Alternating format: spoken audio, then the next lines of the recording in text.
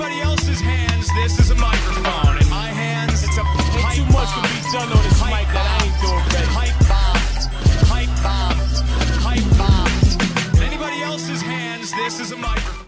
Okay guys, I'm sick, but even though I am sick and feel like crap and watching Manchester City, I'm going to show you how to actually make tickets using charts, numbers, and other assorted financial things I learned while running a hedge fund. I'm going to show you a lot of numbers, not a lot of crap. Just try and understand and I'll move slowly, okay? So let's start off with the easy chart. This is the chart of planeswalkers, and don't worry, I don't put in these numbers myself. I have a spider that does that for me. Now, as you can see, let's start off with Liliana of the Veil. I think that she has a lot of value going forward, and yet she's remained fairly steady while moving up slightly.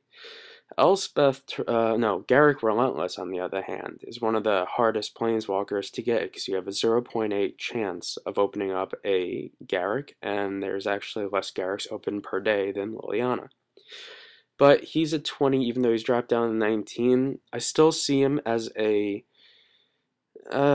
good card, but to be honest, from what I've seen recently, I'll go over why he isn't as good. Next we have Koth, and I'll be completely honest with you, I think Koth is the most underrated planeswalker to ever be made. Not only is he insanely powerful, create enough mana to kill an opponent in one turn, and oh, by the way, he turns your mountains into fucking pingers that screw over anything with protection from red, but look how cheap he is. $11.64. Now you tell me a red deck wins deck that would choose Chandra over Koth. I would choose Koth in a second. It makes more sense. It's a better 4-drop for that spot. And to be honest, you have more than enough instants and sorceries to bring back your Phoenix or whatnot. And as you can see, it's just gone straight down from 14 to 1164.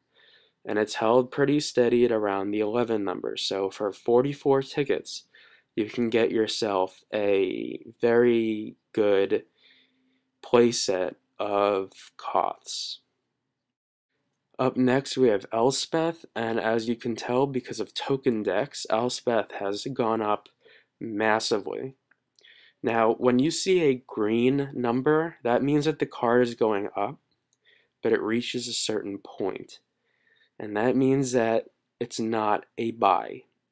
I would suggest that you stay away from Elspeth unless you have the money and you desperately need 2 of them for a token deck. But to be honest, when Sorin is released, Elspeth's gonna fall. Now, look at Venser. Look at the fact that he has not moved at all, and yet, prior to Innistrad being released, I like Venser. I think at $8.76, that's a fantastic buy, and it has not moved. Gideon is up next. We have Gideon actually taking a large drop and going into the single digits. After taking a slight uptick, I suggest that you at least buy 1 Gideon, and if it drops down to around the $8 mark, you buy another Gideon. I'd say like $8.50 would be the low for Gideon. It's gonna wage hell on token decks. Then we have Garrick Primal Hunter. Now look at that spike. It's gonna keep going up because it's being played in Getter Dungrove. I don't buy cards that are continuously going up. It's a great card, but it doesn't make sense to buy, especially for your average player. If you're going to play Getter Dungrove, you can live without Garrick. Then you have Jace Memory Adept. He's crap. Stay away from him. Sorin Markov, for some odd reason, he went up a lot. And he went from like $2 a piece to a high of $4.27 to $4.56. I sold it at about $4 because I had a whole bunch of Sorins. Don't go near that card. Mono Black. Everyone thought Mono Black would be the next deck. It's not getting played.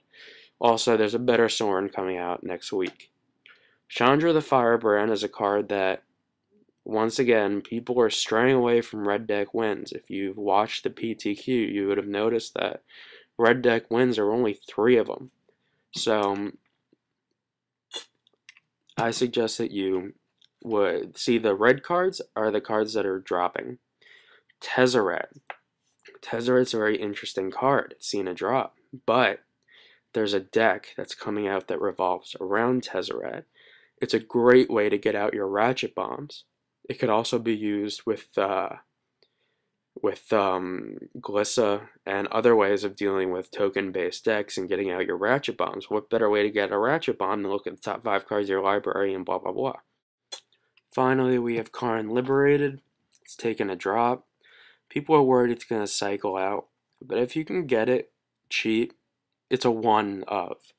You know, it's a sideboard card, it's a main deck card, it's a late game card, it goes into any deck. That's a card that interests me if I can get it for the right price. All should interest you also, depending if you want to play control. Now I'm going to show you how I actually track these cards. Here's my chart. Don't worry, I have a thing that does charts for me. What it shows you is cards that are going up and down based on the date and the time and whatnot. And what you want to stray away from are cards that see massive upticks. Like, for example, on this chart, the only one that has a real massive uptick is Elspeth Terrell, while the card I personally like a lot, which is having a massive downturn, is Koth. This is the way I used to trade stocks.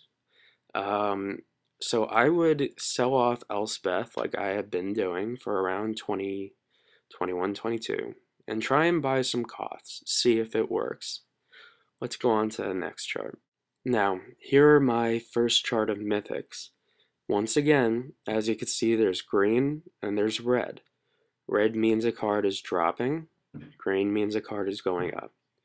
Now, we start off with Angelic Destiny, which has seen a drop, which is interesting because white's getting some heavy play. Angelic Overseer has seen a large uptick. I think that this card is going to get some ISD block play, possibly some standard. I don't know, but it's been going up. Army of the Damned saw apparently that's, you know, a big time card. I don't know. I play one of Geist of Saint Tramp Stamp. That's a card that is going to be around 20 for a very long time, which means that barring you buying them or opening up in packs, expect $80 online for a playset. Grimgrin. That if you watch the chart, it actually took a major spike when zombies first were introduced in the second set, Dark Ascension, and now has been on a downward turn. I see it in casual, but it has no play in anything else. Mikaeus, that's an obvious play for token decks. The good thing about Mikaeus is that she's around 450, and you only need 1 or 2. So if you're going to buy a Mikaeus, you buy a Mikaeus. Miramad Phantasm. Now, why would this card be going up, right? Quote, worst rare, worst mythic in the set? Well, Miramad Phantasm, people forget, not only doesn't die, but it basically puts your entire deck into your graveyard. So if you are playing Boneyard Worm, or like I have started playing Infinite, Miramad Phantasm is one of the best cards essentially that you can play with, and it's seen almost a 50% gain, which I like personally, but it's going to stay around $1.30-ish, so you can get it for about $1 maybe at the right price. Olivia, everyone knows Olivia is going to be played in Innistrad or even constructed black, red, blue vampires. Past in Flames is going to see movement because it fits into Modern. It has no place in Standard at the moment, so let it, do its thing in Modern. If you get them, sell them. If you play Modern, build a Storm deck, whatever. Reaper from the Abyss, for some reason, has been going up. I'm not a huge fan because it's triple black. It's another one of those mono black cards that everyone wanted to jump onto.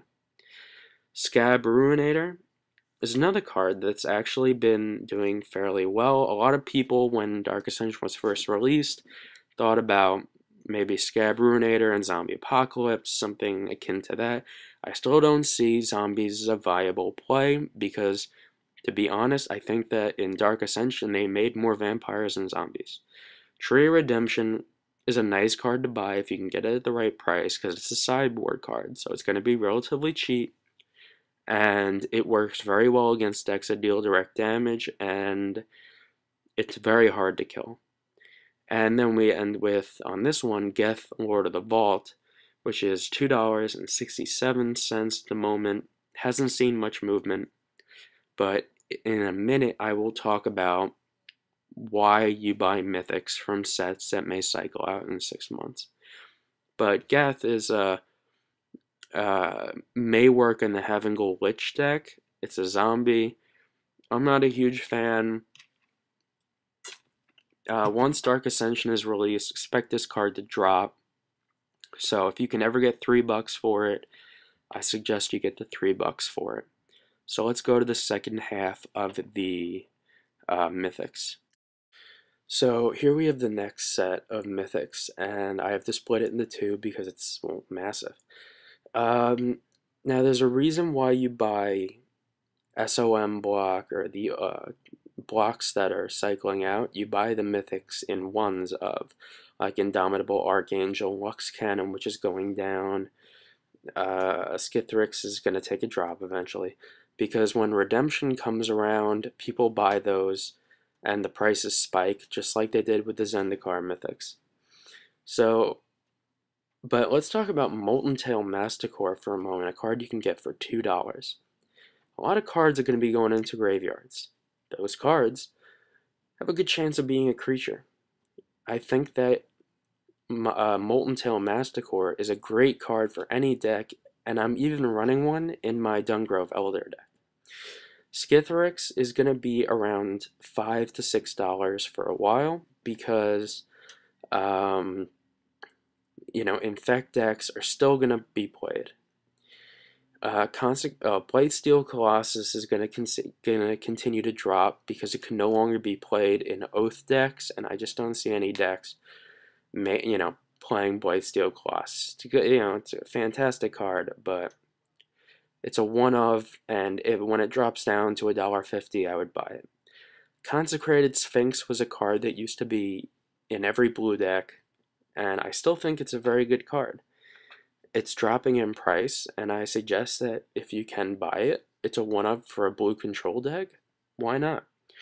Glissa the Trader is a card that's going to go up because Ratchet Bomb and other sort of things. Hero Blade Hold is a card that will continue to go up a lot. This card could eventually reach 16 to 17. So if you can get it around 13, 14, if you are going to build the white, green, black token deck, this is one of the main cards in it. Hero of Oxid Ridge is highly overpriced and overvalued.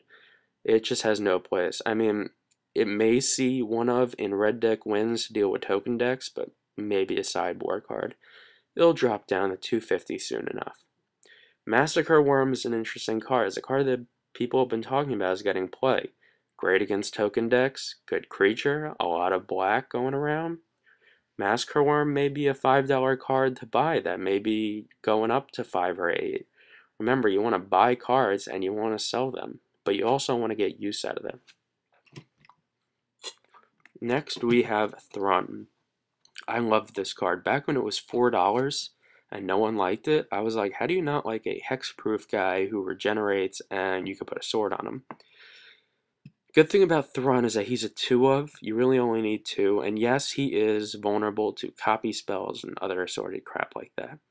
But he's very expensive. I think that you can go with Dungrove Elder and other cards to replace Thrun if you don't want to spend that kind of money. Next we have Elish Norn, which has dropped in price because Birthing Pod has been getting play, but people have been taking out Elish Norn and adding other large 7-drops like the black one that your opponent, there's essentially the decks that are coming out from in a Dark Ascension are creature-based decks. Yeah, there's a lot of Undying, but forcing your opponent to sacrifice a creature, which by the way gets rid of Thrun and Dungrove and works in pod decks, which a lot of people will be playing, I think has more value than Elesh Norn, although Elesh Norn will go up because people like Elesh Norn. And then we have Phyrexian Obliterator. You'll see in the chart the price spike that this card has taken. Once again, a card that people thought would be in the mono black deck. Mono black deck still has yet to exist. So I personally think that this card, even though it's at around 15-ish, 14.5, it's not a buy at the moment. It will be a buy, and I suggest that you get your hands on 1 or 2 if it drops back down to 10. I love the card. I think as a 4-drop, it has a lot of use, and if you can use it in a pod deck, it's useful. Other assorted things like that.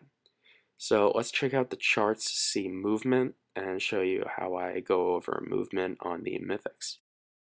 Now here's the chart of the first mythics, and as you can see, the real one that has movement and why this chart is so important, the two that actually have a lot of movement are the first one, which is Angelic Destiny, the enchantment.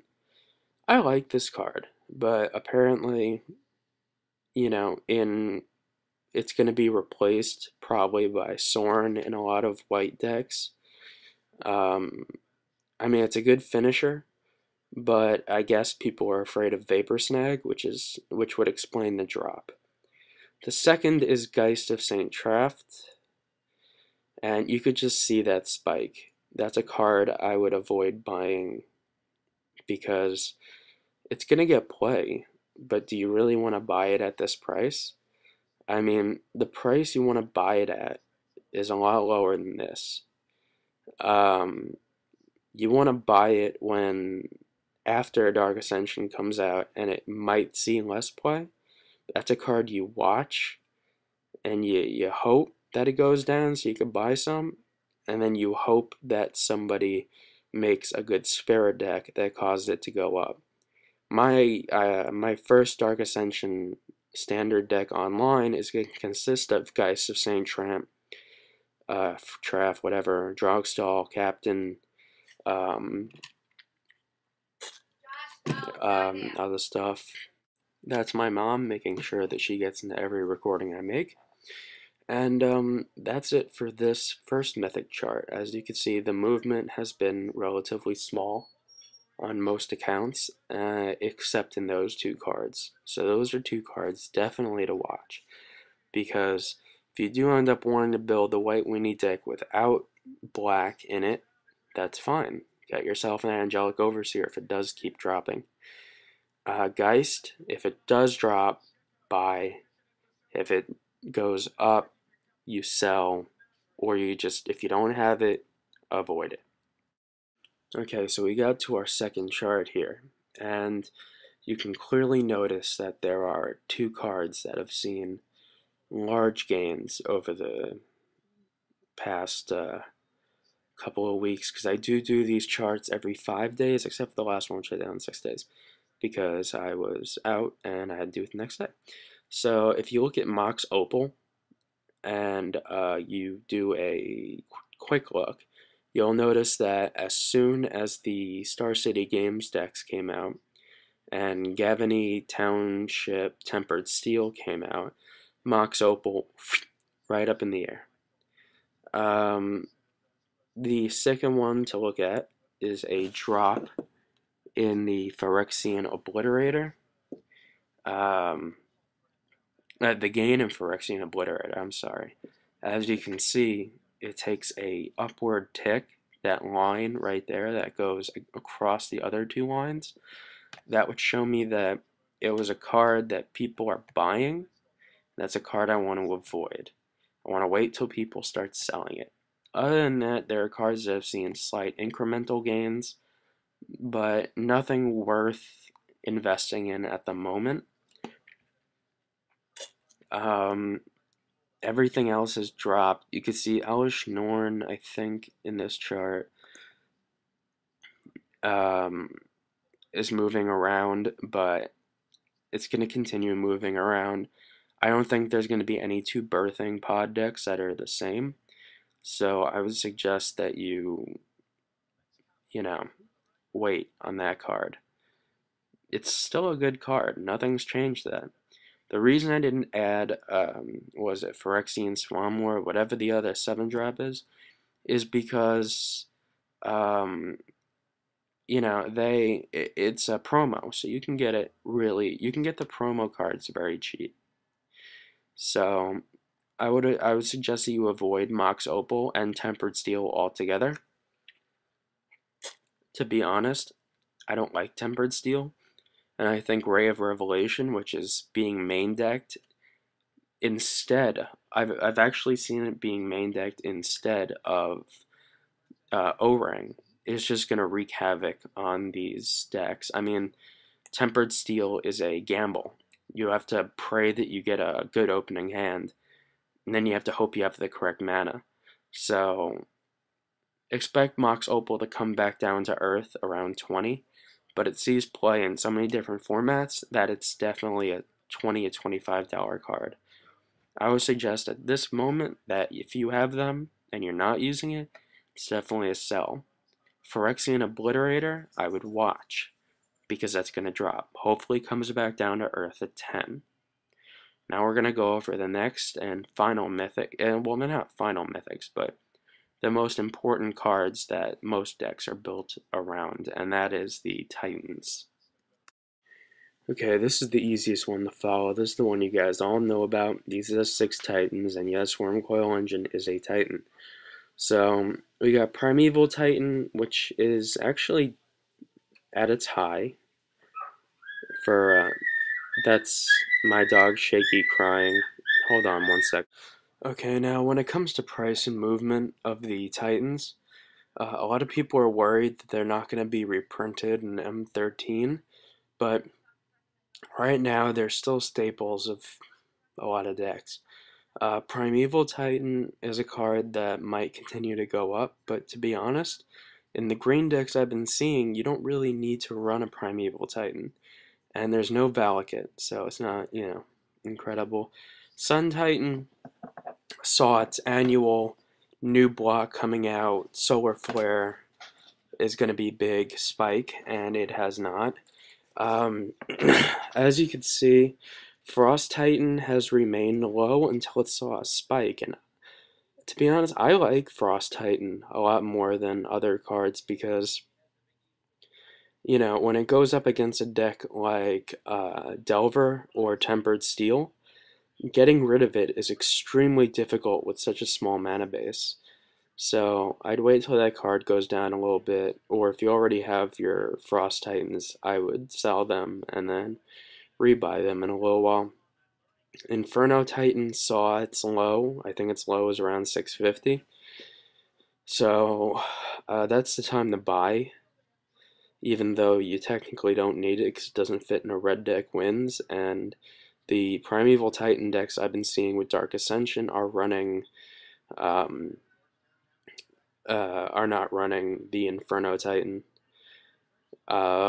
Grave Titan was another card that everyone thought Mono Black was going to be the next big thing. As you can see, it took its high at 1332 and has dropped as low as 1177 recently.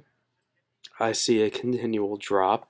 It's a card you only need to run 2 of in a deck, which is nice. So if you can get it for around 10, 1050 a piece, I think for the ticket value, you're going to get a lot, and I think that card's going to see a lot of play, especially if Heartless Summoning decks keep coming around. And then finally, Wormcoil Engine is such a weird card. Yeah, I get it's a promo, but it's also a mythic from an older set that a lot of people really don't open up on a daily basis. Not like Geist of Tramp Stamp or anything. At $10, Wormcoil Engine's an easy buy since it is a 2 of and not a 4 of, or even just a 1 of. It's going to fit in a birthing pod decks, which means it has to go up. I don't care promo or not. So that's definitely a card that you should look into if you have the tickets. as a either speculation buy or just a buy to put in your decks, because to be honest, he fits in every deck. I mean, you never want to have a 6-drop in Delver, but hey, I'm not going to argue. And with so many people playing Go for the Throat, it might be a nice addition to Dungrove decks because it's easy to cast, and Go for the Throat doesn't do anything to it. And if they want to bounce it back to your hand, big fucking deal. Replay it. So that is, now let's look at the chart, which is a little easier to see. So here's my chart, and as you can see, Frost Titan was relatively low, and then all of a sudden exploded.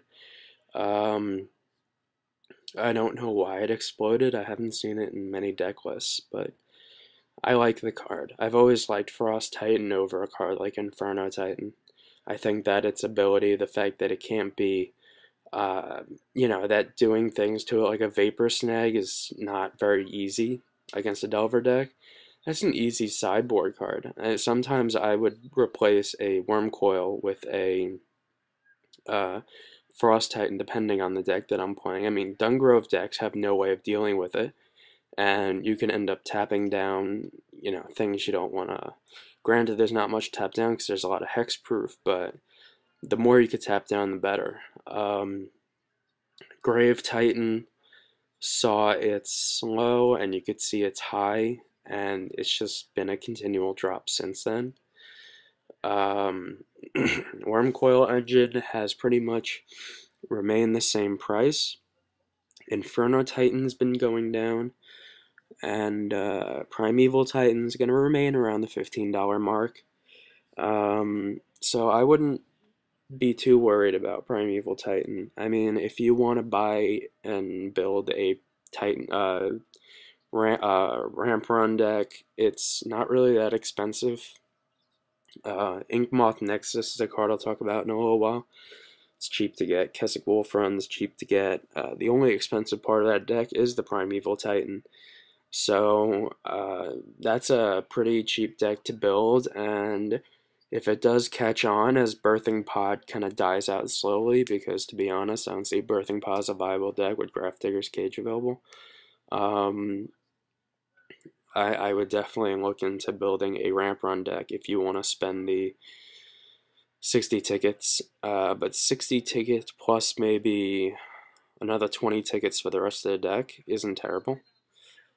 So that's something you should definitely look into. And Grave Titan, if it continues to drop, is a definite buy.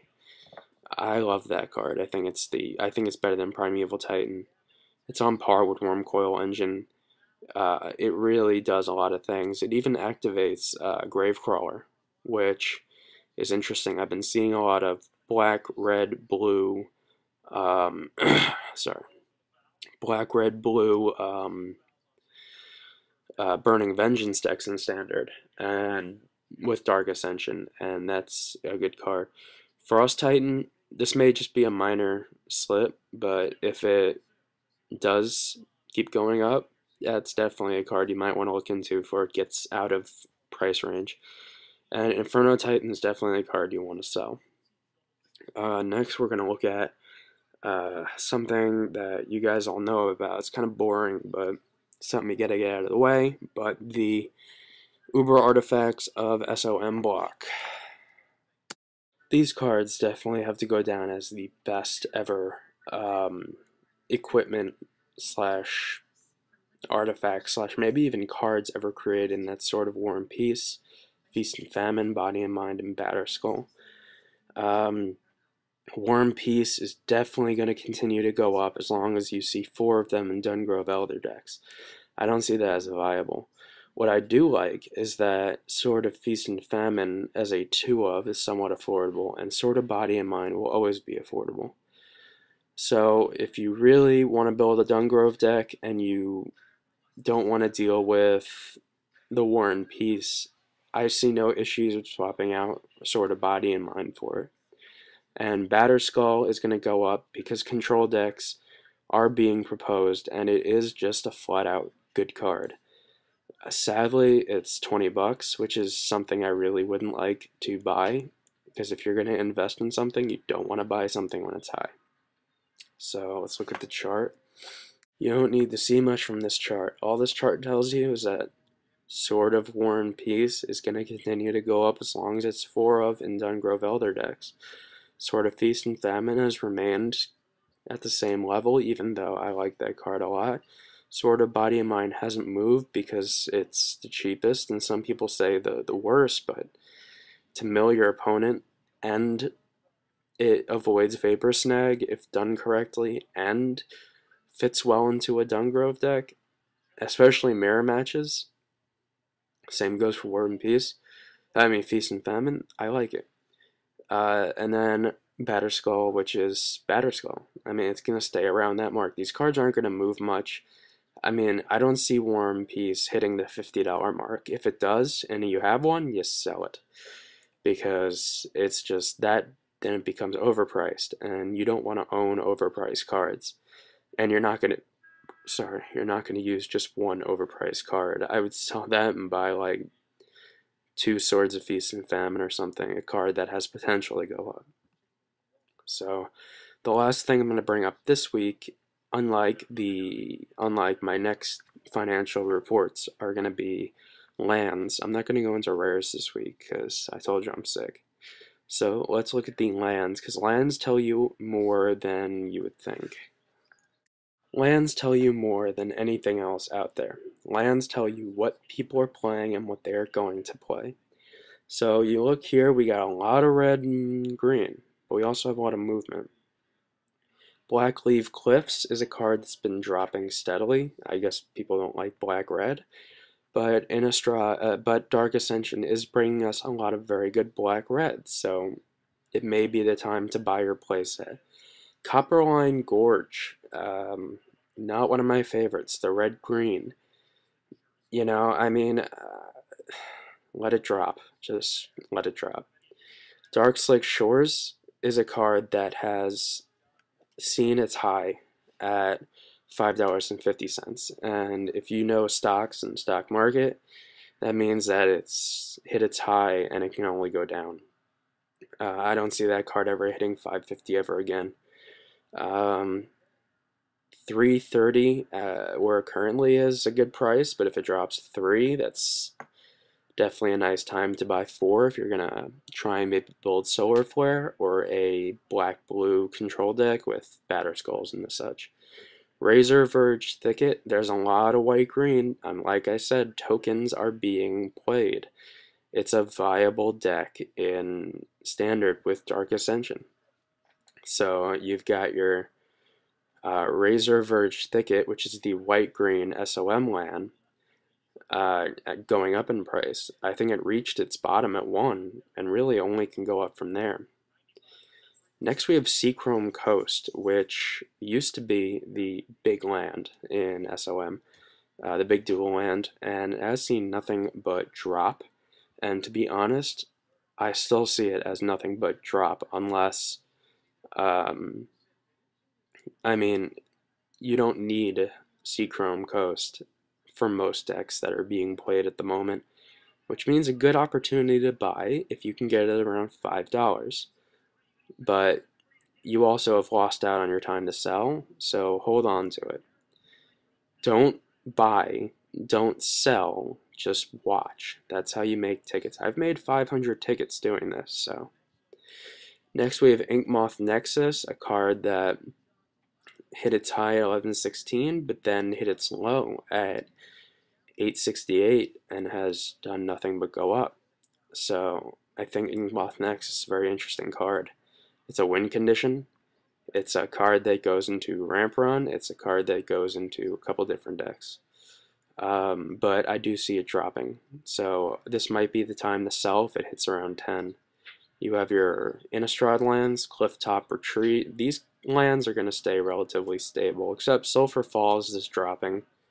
But they're going to be in this exact neighborhood. This is where the lands from Innistrad will be until someone makes a sick deck. And as you can see, Gavany Township has reached a high of 67, which means if you have 18 extra like I do from the ISD drafts, you might want to sell a couple off and make a couple take a profit, or you may want to hold on to it for a while until SOM cycles out and it may go up in value. But the Zendikar lands didn't really go up in value much except Valakut. Keswick Wolfrun is going to remain below 50 cents, which means they're easy to buy. Moorland Haunt is going to remain below $1, which means that's an easy buy. And Nephalia Drownyard, which we'll see play in a lot of decks that you will see coming up, is 5 cents. You can get a play set for less than an uncommon. I don't see why you shouldn't look into it. The only interesting one is Sulphur Falls. At one point, this card was a modern staple and a standard, not a standard, but an Innistrad staple, and people are playing Burning Vengeance in standard. So if they're going to play Burning Vengeance, Sulphur Falls is one of those cards, and if it drops to around $2 or maybe $2.10, now may be the time to buy into Sulphur Falls. Then if it raises up to 3, or as we could see the high of 278, so if it reaches around $3, that may be the time to sell. You make yourself a little profit of 50 cents per, and no one's going to argue. So let's just take one last quick look at one more chart, and I'll just get out of your way. So as you can see here, maybe a little blurry, but to be completely honest, there's just three things you need to look at. The rise of Sulphur Falls, the price of Hinterland Harbor, and the downward spiral of Seachrome Coast. Personally, in Standard, I see a place for Seachrome, so that may be a good buy. Not a good buy as in Sia, but good buy as in a good card to buy. I see Spirits as a nice archetype, even though when I used to play we called them decks. Now I guess they have names. The last thing, Moorland Haunt saw its high. Now there's plenty of Moorland Haunts, no reason for it to be high. And Inky, the Ink Moth Nexus, is it's going to go up and down depending on how good ramp run decks work and when Dark Ascension is released. So this is basically what you would want to look at. You want to track the lands, because the lands tell you, I mean, here's how I do it, honestly. You track the lands tell you what people are going to play. You find out what people are going to play, you find out the cards people are going to play. You find out the cards people are going to play, you buy them before they become expensive. And that's where the rares come into play, because the rares are the cheapest, but the rares are the best places to make money. Remember, I was the person to say buy Honor of the Pure before Innistrad was released, when it was 10 cents a piece, and people laughed at me and called me crazy because it was 10 cents and a reprint, and now it's currently over $1. I bought about 50 at 10 cents a piece, and sold them at about 75 cents a piece. So do the math, but remember, watch the lands. The lands will tell you what you need to know, except Inkmoth Nexus, which is technically a land, but it's also a creature. So it's a little different. But the non-basic lands tell you what people are playing. And before I go, I just want to say the last thing I suggest that you invest in is Zendikar Full Art lands. I was buying them at 2 cents a piece. They're now currently 8 cents a piece, but they're still something that in a year from now, and I know it's a long time, is going to be worth something. So I know this isn't flashy, there aren't videos and charts and whatnot, I mean videos and pictures and naked women or whatever, but this is how you make money on MTGO, because it's very difficult to make money in paper, but it's really easy to make money on this because it moves every single day and you always have access to cards and bots. So if you want to give this a try, go ahead. It's a great way to make tickets. I bought Spellskite at 4, sold it at 12. Find non-basic lands, find your staples, find them to be underpriced, and then you can go. In my next one, I'm going to go over the same things. I'm going to add in the rares. Snapcaster's taken a major hit, by the way, which I would suggest that you buy. If it does go below 7, it's a definite buy. But I will go over rares and the cards in Dark Ascension that I learned through talking to people at paper, pre-releases, releases, and drafts that are undervalued but have done great things in their, have done great things for them. So, good luck. If you want to give this a try, it's risky. All investments involve risk. But if you want to compete with the big boys and you don't have your mommy's credit card, this is how you do it. And it may seem a little crazy, but I think that everyone has the ability to make money online. See you later. Peace.